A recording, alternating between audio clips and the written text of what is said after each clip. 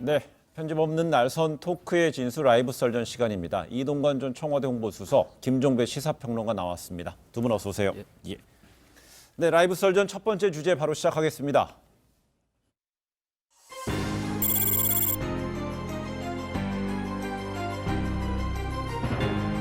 김평일 체코 주재 북한 대사가 조만간 개최돼 귀국할 것으로 보인다고 설명을 했습니다. 김평일은 김정일의 이복 동생으로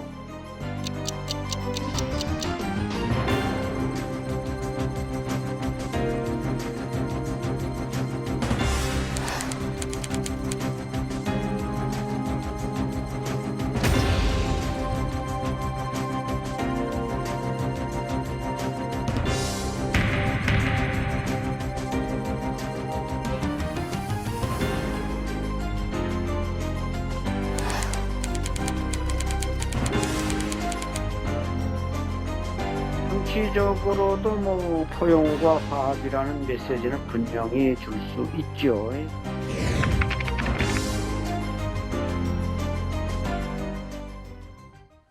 네, 김정은 국무위원장이 이 협상 시한으로 제시했던 연말까지 2달이 채 남지 않았습니다. 미국과 북한 어떻게 나올지 움직임이 주목되고 있지요. 어제 국회 정보위원회 국정감사에서 국정원은 이 김평일 체코 주재 북한 대사가 이 귀국할 것으로 보인다 이렇게 보고했습니다. 김정은 위원장에게 이복형 김정남이 있었다면 그 아버지 김정일 국방위원장에겐 이복 동생 김평일이 있었던 거잖아요. 그렇죠. 예. 그러나 아주 냉정하게 얘기하면 네.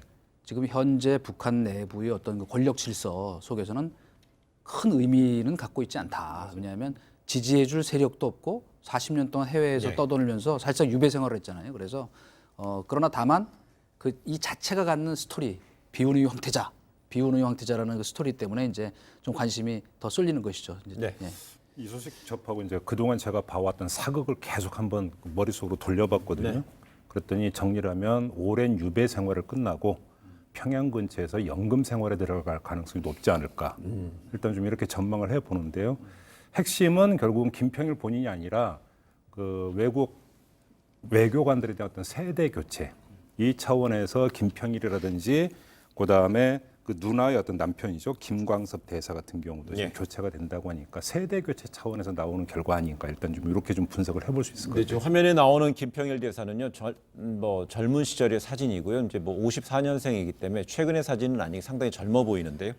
이 김평일 대사는 김일성 주석 시절의 유력한 후계자였다가 아들인 김정일 전 국방위원장이 그 후계자로 결정된 다음부터 사실상 해외를 떠도는 이 표현상 유배 생활은 이제 계속 이어져 왔다 이렇게 보는 거죠. 제가 좀 이제 사극을 예를 들었던 게 뭐냐면 70년대 초반에 이제 김평일 대사 같은 경우는 김일성 주석의 그러니까 둘째 부인 이제 슬하에서 어떤 이제 그 되는 장남이 되는 건데 예.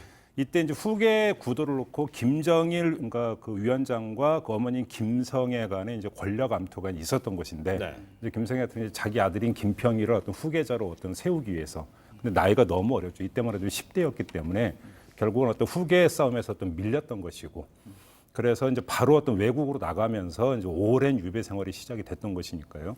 그 끝에 진짜로 40년 유배 생활 끝에 이제 다시 돌아오는 거라고 보면 되겠죠.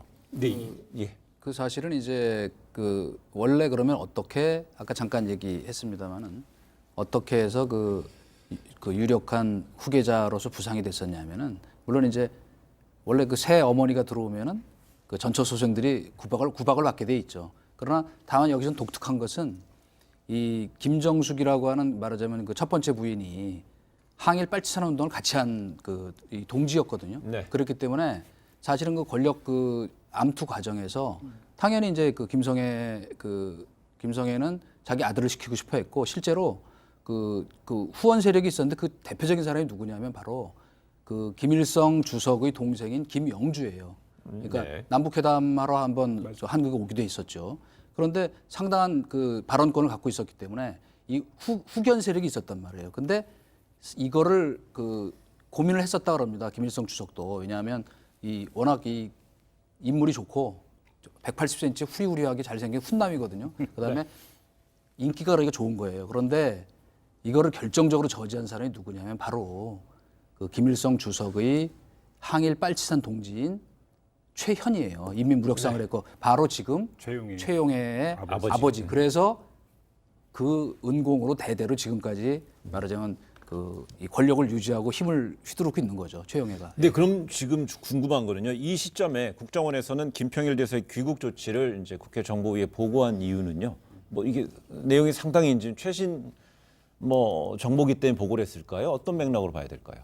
지금 그 중요한 점이 김정은 위원장의 최근 행보를 보면 뭔가 지금 그 내부 정리에 들어가 있다는 흔적이 좀 곳곳에서 잡히고 네. 있어요. 그러니까 저희가 몇 차례 이야기를 했던 백마타고 백두산을 오면서 자력갱생, 자력부강을 강조한 점도 그렇고 계속 어떤 뭐 단거리 미사일이나 그 방사포 쏘아가면서 뭐 무력 완성을 주장하는 것도 그렇고 네. 그러면서 결국은 지금 조금 전에 분석한 것처럼 만약에 김평이라든지 김광섭 어떤 대사의 교체가 전반적인 어떤 노세화된 어떤 외교관의 어떤 그 세대 교체 차원에서 이루어지고 있다면 이것도 사실 일종의 물갈이라고 지금 봐야 되는 거거든요.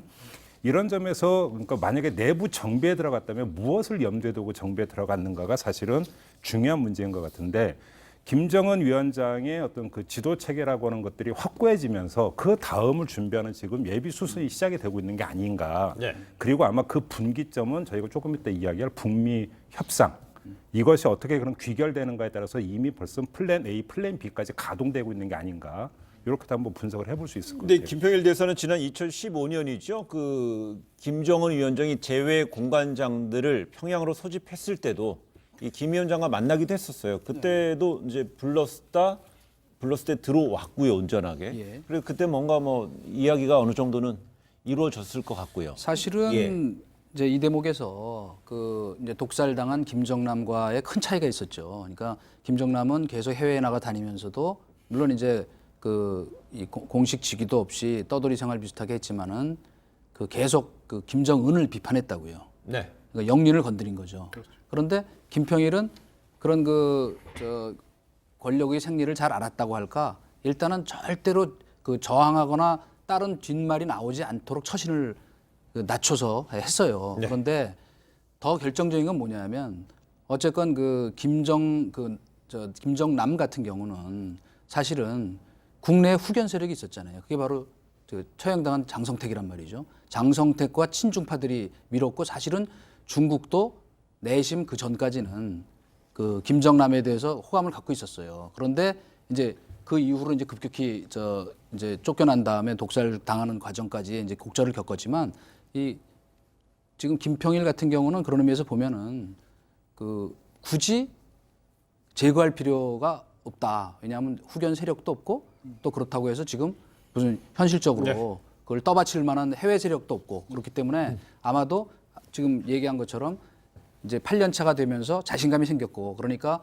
체제를 이제 자기 체제로 더 이제 확고하게 가기 위해서는 세대 교체를 해야 되잖아요. 그러니까 외교관들도 전반적으로 하는 가운데 아까 처음에 아주 설명을 잘해 주신 것 같아요. 그러니까 유배 갔다가 평양 부근에서 연금 생각한다 하는 게 아마 김평일 대사의 관점에서 본다면 아마 많이 지쳐 있다고 봐야 되겠죠. 그렇죠. 40년 넘게 해외를 떠돌았던 건데 네. 결국 우리 나이로 지금 66, 만호 때문에 65이 되는 거고 우리가 이제 흔히 이야기하는 수구초심이라고 할까요? 그러니까 어떤 그런 어떤 심정이 발동이 되는 어떤 나이대라고 봐야 되겠죠. 그런 점에서 본다면 그 김정은 위원장의 어떤 호소를 했을 가능성이 충분히 있다고 봐야 될 겁니다. 근데 김평일 대사의 누나지요. 이 김경진의 남편인 김광섭 오스트리아 대사도 이번 교체돼서 귀국할 것으로 예상된다고 그러는데 그렇다면 이런 어떤 김정은 위원장의 이런 결정의 배경은 뭔지 전문가의 어떤 진단 잠시 들어보시겠습니다. 그동안 이제 이런 사람들은 쭉 탄압했고 철저하게 소외시켰지만 이제 이런 사람들을 불러들여서 나름대로 어떤 포지션을 하나씩 안겨주게 되면 북한 인민들에게 김정은 위원장이 상당히 포용력이 있다. 리더십이 폭넓다. 그야말로 통큰 정치를 한다. 이런 걸 보여줄 수 있다는 점에서 김정은이 소환했을 가능성도 높습니다. 네, 결국 뭐 리더십, 이 정통성의 문제라는 측면에서 이제 주목한 것이고요. 근데 이제 김정은 위원장은 지난 10월에는 당 지도부와 함께 백마 타고 백두산에 오르고요. 또 이어서 금광산 관광 사업 남쪽 시설 철거 지시하고 이런 뭐 내치의 어떤 강화 측면도 있고요. 근데 또 일각에서는 이런 어떤 김평일 등 소위 이제 저희 이제 그 주요 영상에서는 격가지, 백두혈통 이런 표현도 썼습니다만은 국내로 불러들여서 관리하는 측면, 관리의 용이성 측면 이런 건 어떻게 봐야 됩니까? 저는 별로 그 가능성이 없다고 보는데요. 두 가지 점을 일단 제기하고 싶은데 첫째, 백두 혈통이라고 이야기했잖아요. 혈통에서 중요한 건 적통이지 반개는 거기서는 빠져나가요. 이 점이 어떤 거 중요하고 또 한 가지는 자, 그럼 김정은 위원장 입장에서 볼 때 김평일이라고 하는 존재를 평양으로 불러들여 가지고 자신의 어떤 그 지위를 공고하기 위해서 활용을 한다? 그럴 이유가 없어요. 왜 그러냐면 조금 전에 말씀드린 대로 8년이라는 기간 동안에 공고히 했고 네. 또 한 가지는 40년 동안 북한 주민들에게 소거됐던 존재예요. 김평일이라는 존재는. 대내적으로 이 존재가 계속 알려지지가 않은 존재인데 갑자기 반개를 등장을 시키면서 자신의 권자 굳히게 활용을 한다라고 하는 것 자체가 제가 볼 때는 난센스거든요. 예. 저는 그런 점에서 김평일 대사를 평양으로 불러들여서 뭔가 정치적 활용할 가능성은 거의 없다. 저는 일단 개인적으로 그렇게 봅니다. 물론 이제 어떤 의미에서는 형제기도 하지만은 이복 형제기도 하지만은 그 라이벌이기도 하기 때문에 94년에 김일성 주석이 그 사망했을 때 그 일체 그 김성애 그렇죠. 어머니인 김성애 전 여맹위원장 네. 이나 이 김평일에 대해서 보도를 한 일이 없기 때문에 저는 그 북한 국내적으로는 돌아와도 이 뉴스를 보도하지 않을 것 같아요. 그러니까 그리고 이 권력의 그 어떤 현실 정치 속에서는 사실은 그동안 너무 오랫동안 식물 상태였기 때문에 네. 그 이야기거리는 되겠으나 그것이 어떤 현실의 정치 지형에 영향을 주거나 그런 거꾸로 보면 그게 이제 지금 얘기한 대로 뭐 활용할 가치도 그렇게 많은 건 아니죠. 네. 예. 그러나 외국에서는 계속 관심을 갖고 볼 것 같아요. 예. 그렇기 때문에 자칫 외국에서 관심을 두고 볼 것이기 때문에 해외 체류했을 때 만약에 북한 당국으로서는 위기 관리 측면에서요. 오히려 이런 것 아닐까요? 뭐 김정남처럼 혹시 그 무슨 그 망명 정부에 뭐 수교가 된다든가 하는 수반이 된다든가 하는 가능성보다는 혹시라도 지쳐 있잖아요. 그러니까 만약에 무슨 그 주변에 가까운 사람들이 망명을 한다든가 예. 태영호 씨처럼 이랬을 때 줄 충격 같은 것도 있을 수 있잖아요. 그러니까 그리고 저는 그 추측에 한 표 던지는 게 2015년에 귀국했을 때 아마도 저는 그 만났을 때 그런 괴로움을 호소하지 않았을까 하는 생각이 드네요. 저 이제 고국에 좀 돌아오고 조국이라고 하죠 그 사람들은 예. 조국에 돌아오고 싶습니다. 그 40년 동안 네. 그 40년 동안 사실 말이 쉽지 그 얼마나 향수가 크겠어요, 그죠? 네. 예. 두 분이 뭐 공통되게 수구 초심 이야기를 좀 하신 것 같습니다. 저희가 이야기를 나눈 것은요. 이제 김정은 위원장이 올해 연말을 시한으로 놔두고 이제 북미 비핵화 협상을 나가는 상황에서 북한에서 전해지는 소식 중에 주요한 어떤 그 변수로서 좀 주목해 볼 만한 주제라서 저희가 좀 이야기를 나눠봤고요. 그래서 이제 김 위원장은요. 이렇게 해서 이제 미국하고 협상을 해야 되는 상황에서 그 트럼프 미국 대통령은 이 탄핵 조사 위기 사실상 그 속도감 내고 있습니다. 위기감이 이제 본격화되고 있는데요. 이 미 대선을 1년 앞둔 지난 3일 공개된 탄핵 여론조사에서는 이 찬성이 49%, 반대 46%라는 결과가 나오기도 했습니다. 여기에 대해 트럼프 대통령의 그 입장, 발언 한번 들어보시겠습니다. Are you confident being re-elected again? Very confident. Our poll numbers are great. We're doing very well in the polls. The impeachment polls have been very, very strong, and especially in the swing states. The swing states, they don't want to hear about it. The only one that wants impeachment to talk about it is the fake media and the Democrats who basically, they work for the media. 예, 탄핵을 원하는 유일한 사람은 가짜 언론과 언론을 위해 일하는 민주당뿐이다 이렇게 해요. 제대로 저격을 하고 있습니다.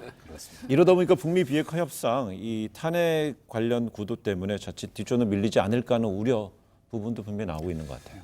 솔직히 우리가 희망과 전망은 좀 나눠서 얘기를 해야 되죠. 희망을 먼저 앞세우면 어떻게든 좀 했으면 좋겠습니다. 네. 그래서 이 북한과 협상에서 타결을 보고 그것이 트럼프의 어떤 그 재선 가도에 이제 트럼프가 적극적으로 활용을 하는 이런 그림이 됐으면 얼마나 좋을까라는 희망을 갖지만 희망은 일단 조금 뒤로 제껴두고 전망을 한다면 쉽지는 않을 것 같다.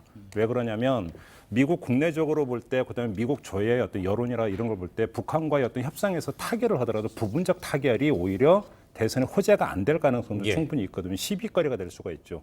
그러니까 트럼프 입장에서 미국 대선에서 호재가 되기 위해서는 정말 완전하고 검증 가능하고 그러니까 되돌릴 수 없을 정도의 이 수준이 돼야만 아마 이게 될 텐데 예.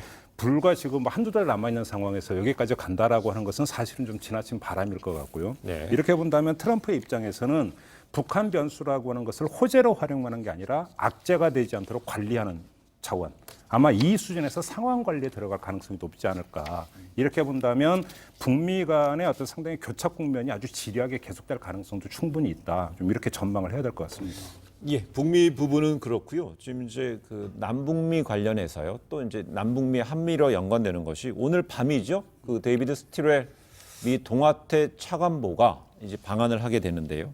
이 스틸웰 차관보도 일본 언론, 그동안에 쭉 미국 쪽의 외교안보 라인들이 일본 언론을 통해서 지소미아 한일 정보보호 협정에 대한 연장 해석을 강하게 그 제시했고 의견을 강하게 낸 만큼 우리랑 분명히 입장차가 큰 것 같습니다. 온도차가 느껴지는데요. 지금 뭐 그 방안에서 상당히, 뭐 실제 예. 타협점이 나올 수 있을까 모르겠습니다. 저는 뭐 이번에 당장 무슨 타협점을 마련할 수는 없다고 봅니다. 워낙 거리가 멀기 때문에. 다만 이제 그 스트레일 차관보가 일본에서 이미 뭐 그 발언한 내용이나 네퍼 이 차관보가 얘기한 것들이 이제 이미 알려진 것처럼 미국은 지금 지소미아 그 이 폐기를 다시 그 백지화할 거를 굉장히 원하고 있기 때문에 그런 의지를 강력하게 전달하기 위해서 온 것이고 거기에 이제 더해서 당연히 이제 뭐 직접 자기 소관상은 아니지만 이 방위비 문제에 대해서도 이제 그 입장 전달을 할 터인데 중요한 건 뭐냐면 이미 거의 공개적으로까지 얘기하다시피 지소미아 문제를 갖고 한일 간의 어떤 중재를 하겠다고 하는 의지가 없어요, 미국이. 그리고 그런 의미에서 본다면 지금 이 참 풀기 어려운 지금 이렇게 난제 비슷하게 지금 얽혀 있다는 점이 저희로서 약간 좀 곤혹스러운 대목이죠. 예. 스틸웰의 지금 그 행보를 보면은 우리말 아마 콕 찍어서 지금 방한을 하는 게 아니라 돌고 있지 않습니까? 계속 인도 태평양 지역의 국가를 지금 뭐 여러 나라를 지금 그러니까 돌다가 지금 우리나라에 온 것이기 때문에 어떤 특별한 현황과 이런 것들을 콕 찍어서 특히 그게 지소미아일 가능성은 저는 그렇게 높다고 보지를 않아요. 예. 그리고 지소미아라고 하는 게 국내 정치적으로는 이거는 뭐냐면 청와대 단위에서 단순히 군사적인 측면만이 아니라 정책적인 측면까지를 충분히 고려해서 내린 결정이기 때문에 자기가 와서 한마디 한다고 해서 풀릴 수 있는 성질의 문제가 아니라는 것도 미국이 모르지 않을 거라고 생각을 하고요. 저는 그런 점에서 오히려 일본에서 했던 메시지와 한국에 들어와서 하는 메시지의 관리는 달라질 수 있는 부분이 있다라고도 보고 저는 그런 점에서 오히려 이 그 국내에 와서 이 지소미아가 주된 의제가 되지 않을 가능성도 배제하지 않고 좀 봐야 되지 않을까. 오히려 자기들 입장에서 더 중요한 게 방위비 분담 협상이라든지 이런 것들이 될 가능성이 높다고 봐야 되겠죠. 예, 근데 지금 이제 우리 김평론가 얘기에 답이 좀 있다 저는 생각을 하는 게 지금 단순히 이 한국만 또 일본만 방문하는 게 아니고 쭉 순방을 하고 있다는 건 무슨 얘기냐면 결국 저희가 지난 시간에도 한번 얘기를 했지만은 미국의 주된 관심사는 인도 중국을 어떻게 봉쇄할 것인가 하는 것이고요. 그 연장선에서 인도 태평양 동맹 거기에 한국이 좀 적극적으로 참여해라는 것이고 그 연장선에서 또 지금 중국의 어떤 미사일 위협 새로 지금 개발하고 있는 이거에 대응하기 위해서는 한미일 공조 그중에도 지소미아를 통한 어떤 정보 이 교류가 굉장히 중요하다 하는 것이고 더 이제 예상되는 거로는 지금 이제 북한이 그럼 과연 어떤 도발을 할 것인가를 얘기할 때 저희가 이제 제일 첫 번째로 꼽는 게 바로 SLBM이잖아요. 처음에는 그냥 지상에서 했죠. 두 번째는 바지선 위에서 했죠. 이제는 제대로 된 이제 물속에서 콜드 론칭 해가지고 이제 하면은 이제 완성이 되는 거란 말이에요. 그러면 자 하와이 인근까지 가서 2,000km짜리 사거리 2,000km까지 본토까지 공격할 수 있거든요. 이거는 사실은 게임 체인저에 해당되는 것이기 때문에 이제 그런 도발을 할 경우까지도 염두에 둔 한미일 공조 필요성 이런 거를 하기 위해서 순방하는 것이다. 그러니까 지금 아까 얘기한 것처럼 지소미아 문제뿐 아니고 다각적인 안보 협력에 대해서 그렇다면요, 이 얘기를 할 지소미아 수밖에 부분은요. 없다는 그러면은 얘기죠. 어제 태국에서 문재인 대통령과 아베 총리 간의 11분간의 전격적인 조우가 아닌 환담까지 이어졌고요. 또 미국에서는 중재하지 않는다 이런 입장을 내고 있다면은 사실상 미국의 이런 반응이라면은요. 그 지소미아 부분은 오늘 11월 22일 그러니까 자정부로 해가지고 연장 가는 거 사실상 좀 됐다 이렇게 볼 수 있을까요? 저는 거기에 굳이 얘기하면 걸고 싶은 게 뭐냐면 지금 현재로서는 다른 해법이 없어요. 왜냐 한일 양국이 이것 때문에 완전히 얽혀 있기 때문에 데드록 상태잖아요. 자 화이트리스트 해제해라. 지소미아 그럼 연계돼 있는데 그 앞에 강제징용 피해자 그 보상 문제 예. 이게 이제 풀리질 않기 때문에 어쩔 수 없다면 결국 할 수 있는 방법은 일단 한 3개월 정도 그 지소미아 저 파기 예. 시한을 유예한다. 연기하고 유예하는 거죠. 정확하게 하면 연기하고 그 안에 또 새로운 어떤 협상의 모멘텀을 좀 찾아서 가는 수밖에 없지 않나. 그거를 일방적으로 예, 하게 하는 것은 조금 물어봤더니 어렵지 않나. 이런 이게 생각이 그러니까 해요. 이게 문제가 뭐냐면 어느 단계였냐면 뭘 먼저 풀 거냐 단계에 와 있어요. 수출 규제부터 풀 거냐, 지소미아부터 풀 거냐. 그건 안 된다 그러니까 이거예요. 바로 그러니까 지금 이 상황이 여기까지 와 있기 때문에 우리가 그러니까 그럼 지소미아부터 푼다라고 하는 것 자체를 사실은 받아들이기 힘든 부분도 있어요. 이렇기 때문에 제가 볼 때는 그렇다고 먼저라고 하는 것들은 또 그럼 정반대의 경우 또 아베가 안 받아들일 가능성이 있죠. 이렇게 본다면 이거는 동시에 갈 가능성이 되게 높다고 보는데요. 그러니까 분명한 기준은 우리가 먼저 풀지는 않는다. 그다음에 두 번째는 지소미아는 언제라도 다시 할 수 있는 것이다. 다시 말해서 연장을 안 한다고 해서 모든 게 끝나는 게 아니라 문제만 풀리면 언제라도 바로 재가동할 수 있는 게 지소미아라고 하는 게 지금 어떤 정부나 여당의 어떤 입장이기 때문에 좀 봐야 될 것 같고요. 또 하나 우리가 주목해서 봐야 되는 게 다음 주인가에 우리가 지금 WTO에 네. 제소를 하지 않았습니까? 관련해서 통상조사 본부장 수준에서 아마 저게 있는 것 같아요. 아마 그 회의가 있는 것 같은데 여기서도 무슨 이야기가 진행이 될지까지 좀 봐가면서 판단을 좀 해야 되지 않을까. 그 일본은 수출 규제 그 화이트리스트에 대한 배제한 부분에서 먼저 처리하지는 않을 것이고 한국한테 지소미아 먼저 연장해 이렇게 강하게 압박한다면 한국에서 그렇게 받아들이지 못한다면 아니요. 우리가 저 동시에 한다는 건데요. 일본은 그 지소미아 연장에 대해서 일체 저희한테 공식적이고 공개적인 얘기 잘 안 하고 있어요. 왜 안 하고 있냐? 일본 입장은 사실 아까 우리 김평론가 얘기한 것처럼 딱 똑같은 거예요. 그거는 뭐 글자를 새로 바꾸거나 할 필요 없이 다시 재개하면 언제든 재개하는 거니까 그래서 어떤 면에서 냉담하고 쿨하다는 입장이고 네. 일본의 관심은 그 앞에 있는 강제징용 피해자 판결 이후의 어떤 이 재산 압류, 예. 일본 기업에 대한 이거를 빨리 정리하라는 것이기 때문에 이 부분에 대해서는 그러니까 그 말도 뭐 일리는 있어요. 뭐냐면 저희가 먼저 양보하는 것처럼 비춰지는 모습을 보여주지 않기 위해서 일본이 이제 저희 일체 자기는 관심이 없다는 식으로 얘기를 하고 있거든요. 그러나 저는 뭐 그 한미일 안보 이 공조 차원에서 뭐 아직은 시간이 있으니까 며칠 좀 더 그러니까 일단 온 뒤에 한번 그 경과를 좀 보는 게 좋겠다는 생각이 들어요. 그렇다면은요, 지금 문희상 의장이 일본에 가서 그 강제징용 배상 판결에 대해서 1+1+ 알파 1은 1+1은 한일 기업에서 좀 돈을 내고요. 그다음 알파 한일 양국 국민들의 어떤 기부금, 자발적인 기부금을 해서 이런 안을 냈다고 그러고 청와대에서는 이 관련 조율된 게 아니라고 이제 입장을 냈습니다. 그건 왜냐하면 결국 일본에서도 이것도 안 받아들인다고 보시죠. 그러니까 아주 뭐 일본 입장이라는 거는 아주 시종일관 명확해요. 일본 기업이 돈 낼 수 없다는 거예요. 뭐 쉽게 얘기해서 뭐 복잡하게 얘기할 거 없어요. 그러니까 거기에 대해서 한 번도 바꾼 일이 없고 한치도 지금 양보할 의사가 없다는 건 뭐냐면 이거는 이 사람들은 이게 그 샌프란시스코 강화조약이 규정한 그 이후에 어떤 국제적 전범으로서 이것이 그 규정된 거기 때문에 자기네가 이거를 마음대로 움직일 수 없다 하는 그 원칙이에요. 그러니까 그거를 피해가려면 제가 보기에는 길은 하나밖에 없어요. 그냥 평행선으로 계속 가든지 예. 아니면은 지금 이제 일각에서 논의되고 있지만은 이제 한일 청구권 협정에 규정된 제3자 중재 쪽으로 결국 아니면 ICJ 국제사법재판소 쪽으로 가서 왜냐 우리 양 당사자 간에 해결할 수 없으니까 가는 수밖에 없지 않냐는 얘기가 이제 한일 양쪽에서 조금씩 나오고 있는 겁니다. 예, 어제 방콕에서 문재인 대통령이 먼저 아베 총리한테요. 그 한번 이렇게 얘기합시다 해서 전격적으로 11분간 환담이 이루어졌고요. 또 문희상 의장 뭐 청와대랑 교감이 없었는지 있는지 모르겠습니다만은 가서 1+1+ 알파 얘기를 했고요. 그럼 별로 교감이 없었던 것 같아요. 그렇다면요. 한국에서 지금 일각에서는 뭐 대통령도 그렇고 국회의장도 그렇고요. 그래서 일본한테 뭐 먼저 손을 내미는 구도가 아니냐라는 식이고 또 일본은 원칙적인 대응만 한다 그러면은요. 근데 문제는 이제 거기서 제가 볼 때는 문희상 의장이 일본에 가서 지금 말씀하셨던 1+1+1 예. 그러니까 던졌거든요. 던졌던 것이 어떤 치밀한 어떤 각본화에서 간 것 같지는 않아요. 어떤 문희상 의장의 어떤 그 플레이 측면이 강한 것 같은데 중요한 것은 우리가 놓쳐서는 안 되는 거 그 다음에 그거에 대해서 나오고 있는 일본 언론의 반응이 사실은 보도의 태도가 제가 볼 때는 체크 포인트인데 지금 그러니까 이동관 전 수석이 말씀하신 게 맞거든요. 아베 내각의 입장은 일본 기업은 1엔도 낼 수 없다. 이게 지금 아베 내각의 입장인 건 맞아요. 근데 중요한 것은 문희상 의장 같은 고단수 분이 가서 그렇게 던진 거가 일본에서 언론이 어떻게 보도하면서 여론에 조금이라도 변화가 있다면 거기서부터 그러니까 파고 들어갈 수 있는 여지가 있는 걸 한번 타진해 보고서 던진 게 아닌가라는 좀 생각이 드는데요.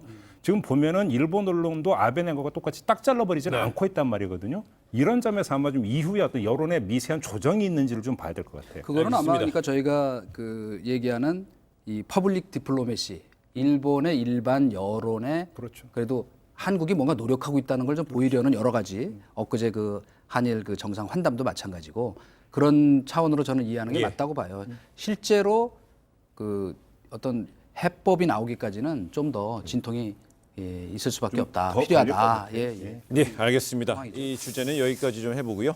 저희 이제 한마디 한번 해보는 시간을 갖도록 해보겠습니다. 김평론가부터. 송구영신이라고 했는데요. 예. 신 다음에 이제 물음표가 붙는데 그 하나가 붙는 게 아니라 여러 개가 붙는 것 같습니다. 3개나 붙여놨습니다. 네, 이게 뭐냐면 연말을 기점으로 지금 트럼프도 6월부터는 사실은 북한 문제에 집중할 수 없고 이제 대선 전에 뛰어드니까 김정은 위원장도 연말을 시한으로 정했기 때문에 올해 연말 어떤 그다음에 내년 초가 정말 하나의 분기점이 됐으면 좋겠다는 희망을 가졌지만 예. 돌아가는 상황을 보면 물음표가 계속 붙는 이런 상황이 아닌가 싶어서. 공간만 더 있었으면 몇 개 더 붙을 뻔했군요. 근데 좀 갈수록 물음표가 좀 줄어들긴 해야죠. 예. 네. 네. 저는 자 희망 고문은 이제 그만. 왜냐하면 한일 간에도 저희가 이제 분위기 이낙연 총리 방일 뭐 우리 저 대통령과 또 아베 총리의 뭐 환담. 예. 그래서 분위기는 좋은 것 같지만 실제로 이루어지는 게 없는 것처럼 남북 관계도 지금 실제로 그 우리가 뭐 그 평화 경제니 뭐 DMZ 뭐 평화적 이용이니 이런 카드를 많이 내고 있지만 북한은 굉장히 냉담하고 실제로 지난 그 8월 달에 프랑스에서 열렸던 G7 회의 때 그 트럼프가 김정은한테 들었다 그러면서 문재인 대통령을 못 믿겠다 이렇게 얘기했다는 게 지금 이미 저 외신에 많이 퍼져 있어요. 그러니까 그건 무슨 말이냐? 남북 관계도 이제는 냉정한 현실 감각을 갖고 해야지 이제 더 이상 뭐가 될 것처럼 희망 고문하는 거는 이제 그만두자 이 얘기를 하고 싶은 겁니다. 한일 관계도 마찬가지입니다. 예.